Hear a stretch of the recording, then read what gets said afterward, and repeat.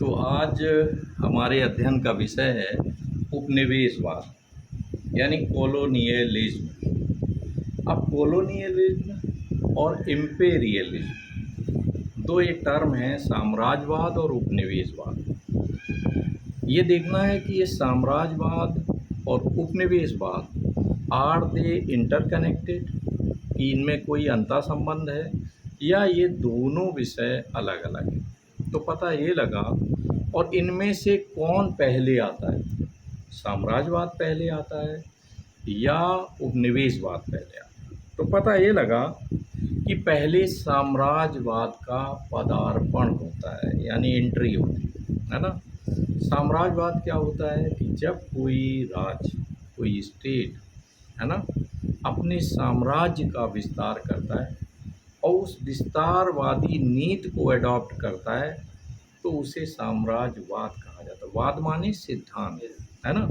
तो साम्राज्यवाद के तहत हम आप देखें कि 1453 पहले तुर्कों ने कुस्तुनतनिया पर, वहाँ पर रोमन साम्राज्य हुआ करता था, उसकी कैपिटल थी, और वहाँ पर उन्होंने कब्जा कर लिया, रोमन साम्राज्य खत्म हो गया।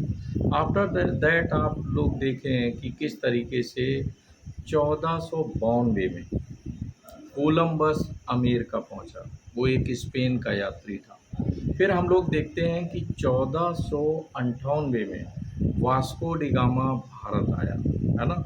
और किस तरीके से पहले ये तमाम यूरोपियन कंपनियां एज ए ट्रेडर्स आई, और फिर बाद में इन्होंने यहाँ की जो पॉलिटिकल पावर थी, जो राजनीतिक सत्ता थी, उसको हथिया लिया, उसको अपने कंट्रोल में ले लिया। और आफ्टर दैट आप देखें कि फिर इन्होंने इसको अपना उपनिवेश बना लिया, यानी कॉलोनी बना ली, यहीं पर बस गए और यहाँ से इस देश का आर्थिक शोषण बृहद स्तर पर करने का प्रयास किया।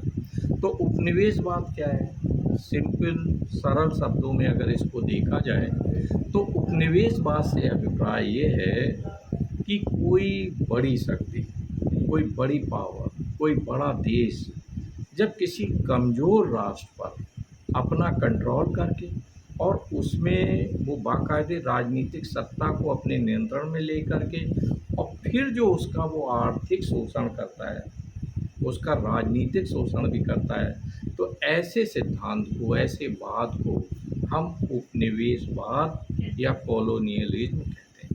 ठीक है, वो कॉलोनी बना लेता है।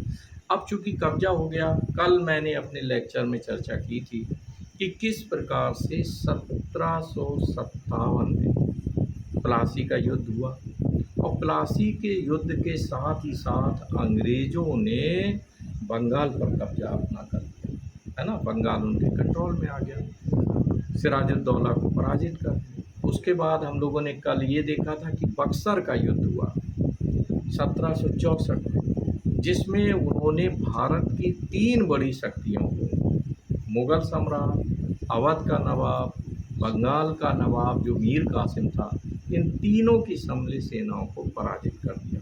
और पराजित करने के बाद अब उनके कंट्रोल में 3 स्टेट आ गए, बंगाल, बिहार और उड़ीसा, है ना। तो एक बड़े एरिए में उन्होंने कंट्रोल कर लिया। आफ्टर दैट आप देखें उनका विस्तार बराबर आगे बढ़ता चला गया, और हम आप देखते हैं कि 1857 उसके पहले आप देखें 1848 के आसपास आ रहा है यहाँ पर लॉर्ड डलहौजी, और लॉर्ड डलहौजी ने किस प्रकार से ब्रिटिश साम्राज्य को बढ़ाने का काम किया, है ना।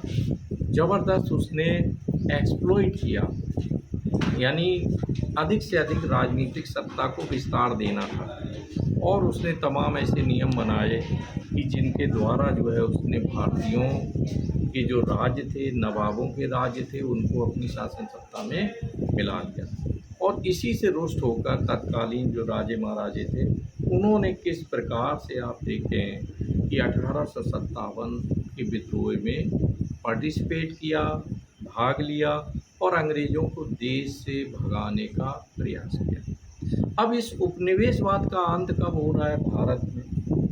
भारत में उपनिवेशवाद का जो अंत है वो 15 अगस्त 1947 को, जब अंग्रेज़ों की इस देश से विदाई हो जाती। इसके पहले अंग्रेज़ों ने बहुत ही ब्रूटली, बहुत ही दुष्टतापूर्ण ढंग से शोषण किया, एक तरफ़ा आर्थिक शोषण बहुत ज़्यादा किया, है ना? आप देखें कि किस तरीके से यहाँ से वो कच्चा माल ले गए थे। इसमें हमें ये भी समझना है कि ये उपनिवेशवाद या साम्राज्यवाद के विस्तार के कारण क्या थे? ये क्यों आगे दोनों टर्मिनोलॉजी आगे क्यों बढ़ रही है? तो इनके पीछे जो हम पाते हैं, जो सबसे बड़ा कारण था औद्योगिक क्रांति का। क्या था? सबसे पहले औद्योगिक क्रांति कहाँ पर हुई? ब्रिटेन में हुई। और उन्हें औद्योगिक क्रांति के साथ-साथ बहुत सारे हथकरघा मशीनों का आविष्कार हुआ, तो उन्हें रॉ मटेरियल की ज़रूरत थी। तो इन दैट केस उन्होंने विस्तार किया। 1492 में जब कोलंबस ने अमेरिका को खोज लिया, तो स्पेन ने उस पर कंट्रोल करने का पूरा प्रयास किया और उसको अपने नियंत्रण में ले लिया। याद रखना कि बाद में वहाँ पर जैसे इंडिया में पुर्तगालियों, स्पेन, हॉलैंड, है ना, डच वासियों, इन सब के बीच संघर्ष हुआ। जस्ट लाइक दैट ये कंपनियाँ वहाँ अमेरिका में पहले पहुँच गई थी, बहुत पहले। हमसे करीबन कितना 400 ईयर्स बिफोर जो है उनमें स्ट्रगल वहाँ पर चला। और आप देखें अल्टीमेटली वहाँ भी ब्रिटिश जो है पूरी तरह, शुरुआती चरण में तो स्पेन ने बहुत एक्सप्लॉइट किया और बाद में फिर ब्रिटेन ने कब्जा किया और उसने उसी तरह से। और 1776 जब अमेरिका को आज़ादी मिली, उसके पहले ब्रिटेन का वो उपनिवेश हुआ करता था। अब उपनिवेश दो तरह के हैं। एक तरह का उपनिवेश हुआ जिसमें इंडिया हुआ, श्रीलंका हुआ, अरेबियन कंट्रीज हुए, यानी जिन्हें गल्फ कंट्रीज कहते हैं, अफ्रीकन कंट्रीज हैं। यहाँ पर जो अंग्रेज़ों ने अपनी कॉलोनी बनाई, तो केवल जब तक उनकी राजनीतिक सत्ता वहाँ पर रही तो वो एक्सप्लॉइट करते रहे, संसाधनों को लूटते रहे। लेकिन कुछ देशों में वो परमानेंट बस गए, जहाँ की क्लाइमेट कोल्ड थी, जैसे कनाडा अभी भी अर्ध कॉलोनी है, अभी भी वहाँ का राजा ब्रिटेन का वहाँ का राज्याध्यक्ष है। ऑस्ट्रेलिया ठंडा क्लाइमेट है, वहाँ वो बस गए, है ना। और इसके अलावा आप देखें हमारा जैसे देश है, अफ्रीका के अधिकांश देशों को छोड़कर वो चले गए। कुछ अंग्रेज साउथ अफ्रीका में रहते हैं, बाकी मोस्टली जो है वो चले गए। तो आप देखें एक किताब चर्चा में आई जब औपनिवेशिक जो है शोषण बहुत ज़्यादा चल रहा था, तो दादा भाई नौरोजी ने एक किताब लिखी थी, poverty and non British rule in India, दरिद्रता और अंग्रेज़ों का गैर जिम्मेदाराना शासन। तो उस पुस्तक में दादा भाई नौरोजी ने वो सारे सीक्रेट ओपन किए कि किस तरीके से अंग्रेज़ जो है वन साइडेड इंडिया का शोषण कर रहे हैं। एक तो जितने भी अंग्रेज एम्प्लॉई इंडिया में वर्क करते थे, उनको भारतीयों से 10 गुना ज़्यादा सैलरी दी जाती, चाहे वो सोल्जर हो, कमांडर हो, मेजर हो, सभी की सैलरी। जो इंडियन होगा की पोस्ट पर और बड़ी पोस्टों पर इंडियंस को नहीं रखते थे, नीचे वाले लेवल पे सोल्जर्स, सूबेदार, यहाँ तक, है ना, बहुत करके वो कर्नल वर्नल तक ले जाएंगे, मोस्टली यहीं पर रहते थे। तो आप देखें कि उन्होंने एक तो बड़े वेतन दिए, चाहे फर्स्ट वर्ल्ड वार रहा हो, सेकेंड वर्ल्ड वार रहा हो, या इसके पहले जितने भी वार लड़े अंग्रेज़ों ने, चाहे वो अफ़गानिस्तान, श्रीलंका, चाइना, जहाँ जहाँ उन्होंने अटैक किए, वो भारतीय फ़ौजों को यूज करते थे। सारा खर्चा भारतीय खजाने से निकालते थे और अपने हित के लिए उसका दुरुपयोग करते थे। तीसरा आप देखें रॉ मटेरियल, कच्चा माल वो यहाँ से ले जाते थे और वहाँ से तैयार माल को हमारे मार्केट में उतार देते थे। इसका साइड इफ़ेक्ट क्या हुआ कि ख़ास करके हमारा हथकरघा उद्योग, हमारा कहते हैं भारत की का जो कपड़ा था और ख़ास करके हमारा जो रेशम था, इसकी वर्ल्ड लेवल पर बड़ी डिमांड थी, कपड़ों की बड़ी डिमांड थी। लेकिन अंग्रेज़ों ने अब क्या किया कि सीधे-सीधे इवन नील की खेती आप देखते हैं, चंपारण आंदोलन, नील किसानों ने किया था। तो नील की वो जो नील यहाँ से ले जाते थे, उससे कलर्ड बनाते थे, जो डिफरेंट कलर बनाए जाते हैं और उनके द्वारा जो है वो कपड़ों में वो कलर को मिक्सिंग करते थे। तो आप देखें कि ज़्यादातर कच्चे माल को वो यहाँ से ले जाते थे। इवन 1853 में जो लॉर्ड डलहौजी ने पहली रेलवे की स्थापना इंडिया में की, उसका जो मेन मोटिव थे वो 2 थे। फर्स्ट मोटिव था कि दूर-दराज एरिया से कच्चा माल जो सूत वगैरह है और जो मिनरल्स हैं, लोहा वगैरह, कोयला वगैरह, इनको ट्रेन्स के ज़रिए बंदरगाहों तक, पोर्ट तक पहुँचाना था और पोर्ट के ज़रिए फिर बाकायदे पानी वाले जहाज़ों के ज़रिए शिप के द्वारा उन्हें ब्रिटेन में पहुँचाना था। एक उद्देश्य उनका ये था और दूसरा था सिक्योरिटी कि अगर देश में कहीं विद्रोह होता है तो इन दैट केस जो है तुरंत फ़ौजों को ट्रेन के ज़रिए पहुँचा दिया जाए, है ना? जल्द से जल्द। तो इन 2 पर्पज़ को लेकर के उन्होंने रेलवे की स्थापना की, लेकिन रेलवे की उल्टी मार जो है ब्रिटेन के ऊपर पड़ी। इसमें जब हम भारतीय सब सफ़र करने लगे साथ-साथ, है ना? तो जो जातिवाद था वो कमज़ोर हुआ, धार्मिक दूरियां कम हुई, है ना? साथ में बैठे, पहले अकेले-अकेले रहते थे, साइकिल से जाते थे, टांगे से जाते थे। अब ट्रेन में एक साथ बड़े डिब्बे में बैठे तो सब ने अंग्रेज़ों की बुराई करना शुरू कर दिया। जैसा हम लोग आम देखते हैं, ट्रेनों में लगता है कि ये संसद का पूरा ग्राउंड है और लोग अपने-अपने तर्क देते हैं, कुछ सरकार के पक्ष में और कुछ विपक्ष में। तो लोगों ने कहा कि भई देखिए, और साथ-साथ बैठने लगे, साथ-साथ खाने लगे, तो जातिवाद दूर हुआ, नहीं तो छुआ-छूत भारतीय समाज में बहुत ज़्यादा थी। यानी अंग्रेज़ों ने जो भी प्रयोग भारत में किए अपने औपनिवेशिक दौर में, उन सब का जो साइड इफ़ेक्ट्स था, वो इंडियंस के फ़ेवर में चला गया। जैसे अंग्रेज़ी शिक्षा का विस्तार किसने किया था? Lord Macaulay.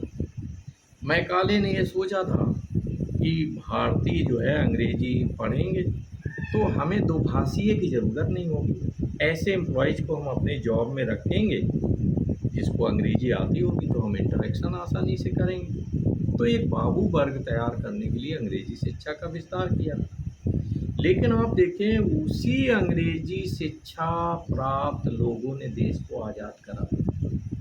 चाहे वो गांधी रहे हों, चाहे अम्बेडकर रहे हों, पंडित नेहरू रहे हों, इन सब ने ब्रिटेन में जाकर पढ़ाई की, अंग्रेज़ी शिक्षा में पढ़ाई की। और जब उन्होंने पढ़ा, मैकाले भी उनमें से एक था, जे.एस. मिल को पढ़ा, हर्बर्ट स्पेंसर को पढ़ा, डार्विन को पढ़ा, ये सारे थिंकर्स को जब पढ़ा, प्लेटो अरस्तू को भी पढ़ा, तो फिर वही जाहिर है कि ये हमारे विदेशी हमारे देश में रूल क्यों कर रहे हैं। तो आप देखें कि अंग्रेज़ी शिक्षा की उल्टी मार, और आप देखें मेडिकल फील्ड में, इंजीनियरिंग फील्ड में, बल्कि जो देश तेज़ी से आगे बढ़ा, उसमें जो अंग्रेज़ों द्वारा लाई गई अंग्रेज़ी शिक्षा थी, उसने ज़बरदस्त पद किया, है ना? अगर इंग्लिश ना आई होती और हम उसी तरह से संस्कृत और वो सब कुछ पढ़ रहे होते, तो मुझे नहीं लगता है कि हमारे समाज में कोई बड़ा बदलाव हुआ होता। सती प्रथाएँ अभी भी हो रही होती उसी तरह से, क्योंकि हम उसी बंद सोसाइटी में रह रहे होते। तो इन दैट केस हम आप देखें कि जो उपनिवेशवाद था और उसकी जो लेगेसी है ना? उसकी जो विरासत है, उस विरासत ने देश को काफ़ी आगे बढ़ाया। जहाँ उसके माइनस पॉइंट में ये थे कि उन्होंने हमारा आर्थिक शोषण किया, लेकिन साथ ही साथ अपने लाभ के लिए ही उन्होंने यहाँ पर कल कारखाने भी बनाए, जैसे लाल इमली मिल, एल्गिन मिल, अगर हम पड़ोस में कानपुर में ही देखें, तो इस तरह के बहुत सारा उन्होंने इंडस्ट्री भी बनाया और यहाँ से भी वो तैयार माल अन्य देशों में भेज देते हैं। तो इस तरीके से आप देखें कि जो उपनिवेशवाद है, इसमें हम आप देखें कि साम्राज्यवाद इसका एक पक्ष है। अगर ये पूछा जाए क्या साम्राज्यवाद और उपनिवेशवाद एक है, और इनके प्रकार कितने-कितने तरह के हैं। एक है जिस तरह राजनीतिक साम्राज्यवाद है, आर्थिक साम्राज्यवाद है, सांस्कृतिक साम्राज्यवाद है। Just like that same term इधर आ रहे हैं। राजनीतिक उपनिवेशवाद है, आर्थिक उपनिवेशवाद है और सांस्कृतिक उपनिवेशवाद। एट प्रेजेंट टाइम हम लोग उपनिवेशवाद के किस दौर में रह रहे हैं? राजनीतिक उपनिवेशवाद और राजनीतिक साम्राज्यवाद की विदाई हो गई है। ये दो साम्राज्यवाद चले गए, राजनीतिक साम्राज्यवाद और राजनीतिक उपनिवेशवाद, इन दोनों की विदाई। 15 अगस्त 1947 को देश आज़ाद हो गया, राजनीतिक रूप में स्वतंत्र हो गया, उपनिवेश नहीं रहा, साम्राज्य अंग्रेजों के हम पार्ट नहीं रहे, साम्राज्यवाद विदा हो गया, है ना। इस समय not only in India and other Asian countries और African countries but all over the world we are facing cultural and economic colonialism, imperialism. ये जो दौर है, उस दौर में आप देखते हैं कि ये जो अंग्रेज वगैरह आए वो हथियार गोला बारूद लेकर के आए, उन्होंने देश को गुलाम बनाया, अपने कंट्रोल में लिया, फिर इसका शोषण किया। अब एरा चेंज हो गया। अब क्या है, अब ये देश आ रहे हैं मल्टीनेशनल के जरिए। किसके जरिए? मल्टीनेशनल ऑर्गेनाइजेशंस, जो खास करके बहुराष्ट्रीय निगम है, कॉरपोरेशन, है ना, उनके जरिए आ रहे हैं। और वो हमारे देश से संसाधन भी ले जा रहे हैं, बल्कि संसाधनों का बहुत ज़बरदस्त उपयोग देश के अंदर रहकर कर रहे हैं। अब गोला बारूद की ज़रूरत नहीं, भारत को गुलाम बनाने की ज़रूरत नहीं है। अब केवल उन्होंने ईस्ट इंडिया की तरह ना जाने कितनी कंपनियां बना ली हैं और वो भारत के साथ ट्रेड कर रही हैं और ज़बरदस्त भारत का शोषण कर रही हैं। विज्ञापन के जरिए उन्होंने आपके माइंडसेट को पूरी तरह अपने कंट्रोल में ले लिया। आप देखते हैं सुबह से ही आपका पूरा कार्यक्रम जो चलता है, बीच में रामदेव कूद गए हैं। अदरवाइज आप देखें, आप हिंदुस्तान यूनिलीवर के प्रोडक्ट सुबह से शाम तक में यूज करते हैं। सुबह मंजन जो पेस्ट है, कॉलगेट, क्लोजअप, ये हिंदुस्तान यूनिलीवर जो कि अमेरिकन कंपनी, उससे हम पेस्ट करते हैं। फिर पहुँचे बात, सुंदरता का राज लक्स साबुन। पता ही लगा, लक्स, लिरिल, लॉयबॉय जो भी हैं, ये सारे जो है हिंदुस्तान यूनिलीवर के प्रोडक्ट हैं, जिन्हें हम यूज करते हैं, है ना। पैसा कहाँ जाएगा? अमेरिका, है ना। इसके अलावा आप देखें, मेरी सुंदरता का जो राज है वो फेयर एंड लवली, वो भी जो है हिंदुस्तान यूनिलीवर का प्रोडक्ट है। तो पता ये लगा कि अब उन्हें गोला बारूद लेकर नहीं आना है, हमारा mind set, Limca, Coca Cola, Pepsi, ये सब कहाँ के प्रोडक्ट है? कोई इंडियन बना रहा है? They all are American. और आप देखें, अब लस्सी का दौर गया, फ्रूट जूस का दौर गया, अब सीधे सीधे सलमान खान आते हैं, कोको कोला पीते हैं और समुद्र में एक बाइक लेकर चले जाते हैं, ऊपर लहरों में चलते हैं। युवा देखता है, यस, हमें भी यही। उधर हमारे जो आइकॉन हैं वो या तो प्लेयर्स हैं या फिल्म स्टार हैं। अब सौरव गांगुली को ले लिया, है ना, विराट कोहली को ले लिया, हाँ, मेरी ताकत का राज पेप्सी, हम भी पेप्सी में ताकत तलाश रहे हैं।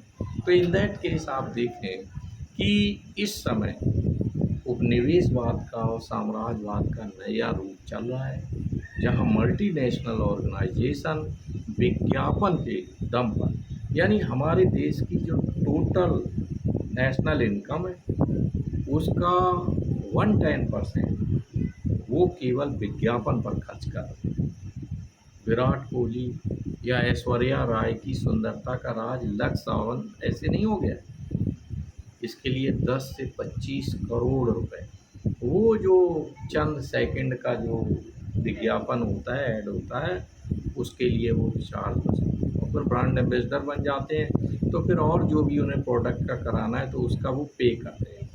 और हम लोग अब उन्होंने आप देखें बड़ी होशियारी की है, फेयर एंड लवली का 2 रुपए का भी पाउच है, 5 का भी है, कि गाँव में बैठा गरीब वो भी तो समझे कि फेयर एंड लवली से मैं भी सुंदर हूँ। तो अब बड़ा उन्हें नहीं पैकेज देना है, अब छोटे पैकेज में आ गए। ऐसे ही आप देखो लक्स साबुन जो भी है, वो 5 रुपए वाला भी मिल रहा है, 10 वाला भी आ गया है। तो इस तरह इन्होंने और पाउच जितने आप देखें शैम्पूज हैं, 1 रुपए का उनका पाउच है। यानी दूर-दराज एरिये तक उन्हें पहुँचना है और वो पहुँच रहे हैं। अब आप देखें पहले ये कार से लेकर ऑटोमोबाइल से लेकर के और तमाम चीज़ों को या जो भी अन्य टूल्स हैं, उन्हें अपने देश में बनाकर हमारे देश में बेचते थे। अब उन्हें और आनंद मिल गया। मोदी जी खान बेचने के लिए तैयार हैं, कोई भी खान खरीद लो। तो इन दैट केस आप देखें कि उन्होंने यहीं पर अपने जो है प्लांट लगा दिए, जो कारें हैं यहीं बना रहे हैं, सस्ते रेट में हमारे मिनरल्स को खरीद रहे हैं। बिल्कुल कहने के लिए जो कहते नहीं जो कबाड़ दिखता है जिस तरह से कि अब यूजलेस है तो जो दे जाए वो, इन दैट इस तरह के रेट्स में हम अपने मिनरल्स को बेच रहे हैं, लोहे को, कोयले को, सबको बेच रहे हैं। आपको ये जानकर आश्चर्य होगा कि हमारे माननीय अडानी जी कोयला खरीदते हैं गवर्नमेंट ऑफ इंडिया से, ठीक है, और उसी कोयले को दूसरी कंपनीज को 10 गुना रेट पर बेचते हैं, है ना? तो अब देखिए कि गवर्नमेंट ऑफ इंडिया क्यों नहीं बेच रही, डायरेक्ट वो उन लोगों से बात करें। लेकिन फिर वो परसेंटेज की बात हो जाती है कि किस तरह अडानी जी एक सर्टेन परसेंटेज जो है वो रूलिंग गवर्नमेंट को ट्रांसफ़र कर देते। तो इसी तरह बिजली वो भी बेच रहे हैं ज़्यादा रेट में हमें। तो इसे हमें इस चीज़ को समझना होगा कि इस समय जो उपनिवेशवाद है उसका आर्थिक रूप सामने है और सांस्कृतिक रूप सामने है। सांस्कृतिक क्या है? कल्चर क्या है? हमारा पहनावा, हमारा लिविंग स्टैंडर्ड, हमारा वे ऑफ स्टाइल, वो सब बदल गया। जीन्स का इतना प्रचार हुआ है कि सर भी जीन्स से नहीं बच सकते। टिकाऊ, ड्यूरेबल, देर तक ना गंदी होने वाली।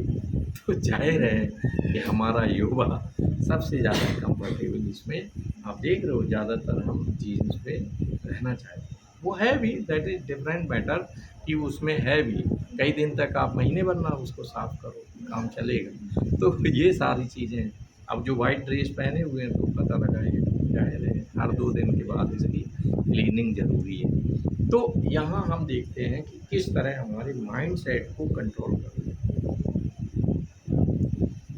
अब उनकी कल्चर के अकॉर्डिंग हम रहना चाहते हैं। कोई दाढ़ी वाला हमें दिख जाए तो हमारे अंदर घृणापन हो जाता है। कोई बड़ी चोटी वाला दिख जाए, चूँकि विज्ञापन में वो दिखता नहीं है, या तो उसका मजाक बनाया जाता है या अदरवाइज दिखता नहीं है। तो अब कोई चोटी वाला दिख जाए तो हमारे दिमाग में तुरंत एक पिक्चर आती है, क्योंकि ऐसा हमें दिखाया जा रहा है विज्ञापन के जरिए कि they are very traditional, they are backward, ये बहुत पिछड़े लोग हैं, आदिम समाज के लोग हैं। तो इस तरह का माइंडसेट बना। आपका कल्चर बफे कल्चर हो गया, खाने में बारातें लौट जाती हैं अगर पत्तल बिछा दिया गया। तो अगर आप देखें कि बफे सिस्टम कहाँ का है, अमेरिका का, तो अब उसी में आओ, कितने खाने की बर्बादी होती है। भाई हसन सर तो एक रसगुल्ला रखेंगे, कुछ लोग बेवजह 4 रसगुल्ले रख लेते हैं और पता ये लगा कि वो डस्टबिन में फेंक देते हैं।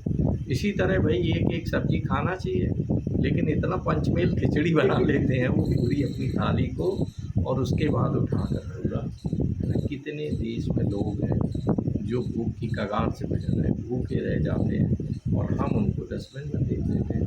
तो यहाँ हमें ये समझना है कि उपनिवेशवाद का सामना कैसे किया जाए, है ना?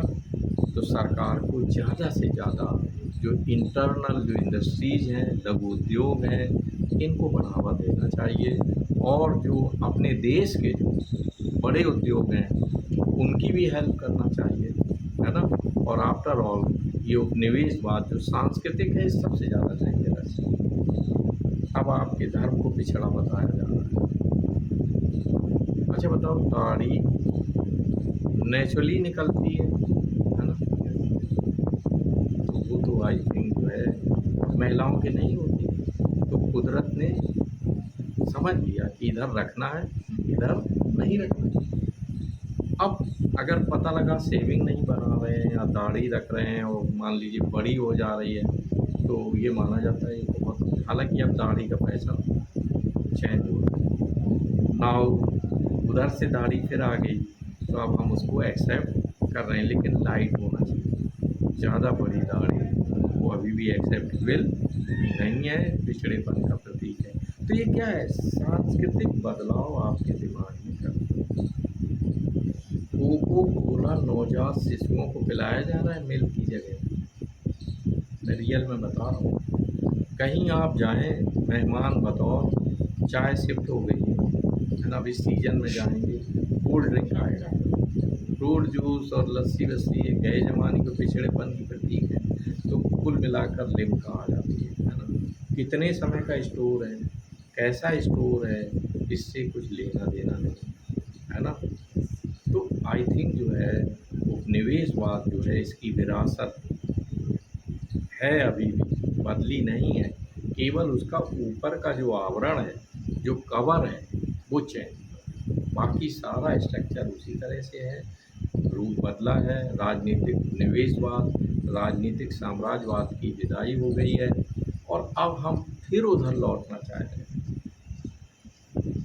स्वदेशी स्वदेशी की आड़ में, स्वदेशी बहुत अच्छा मंत्र है जो ये दिया जा रहा है, लेकिन इस पर भी बहुत गहन मंथन की ज़रूरत है कि जो स्वदेशी है, अगर हर राष्ट्र अपना स्वदेशी का राग अलापेगा तो जाहिर है हमारे टाटा बिरला दूसरे देश में कैसे व्यापार कर पाएंगे, है ना।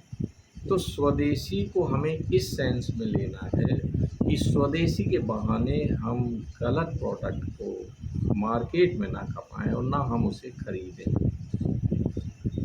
बाबा साहब जो बाबा रामदेव आराध्य हो गए हैं, पहले वो बाबा ही थे, अब बिजनेसमैन हैं, बहुत बड़े बिजनेसमैन हैं। और अभी सुप्रीम कोर्ट ने उनके बहुत सारे प्रोडक्ट पर रोक लगाई है कि दे आर वेरी डेंजरस, और जो ये वादे करते हैं खुद ब्रांड एम्बेसडर बन करके, है ना, तो वो बहुत खोखले हैं, गवर्नमेंट उन्हें सपोर्ट दे देती है। तो इन दैट केस यहाँ हमें ये देखना, अभी हमारे कई मसाले बैंड हो गए अमेरिका में, है ना, और कई यूरोपियन कंट्रीज में पता ये लगा इनमें इस तरह का चीज़ें भी मिली हैं जो कैंसर को बढ़ावा दे रही हैं, है ना।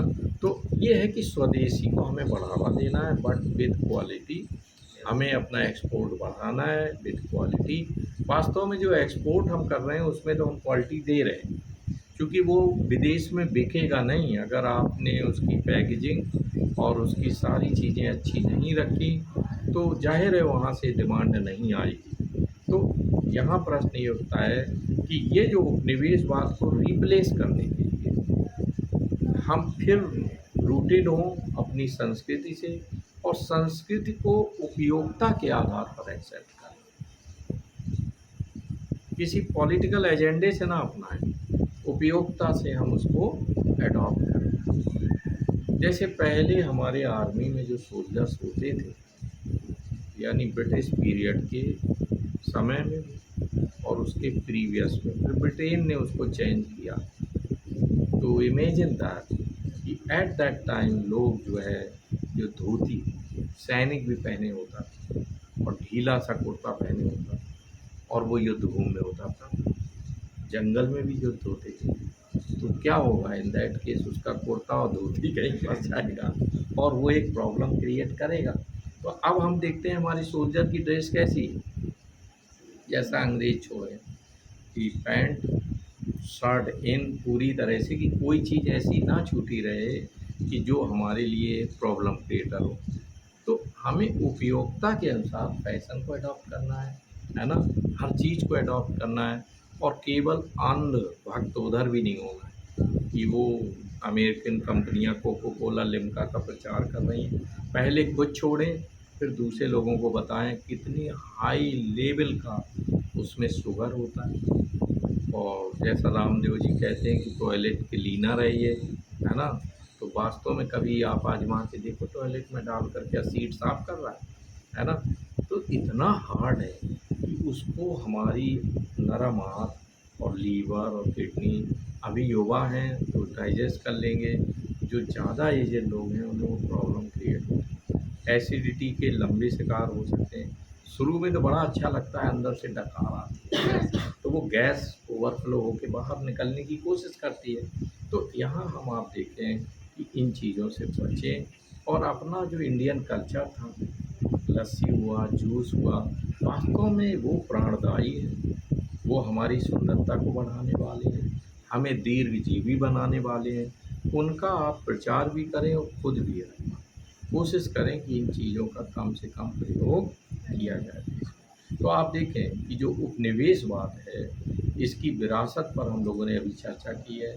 नेक्स्ट लेक्चर में हम लोग उसका जो दूसरा टर्म है, उसको हम आपके साथ डिस्कस करेंगे।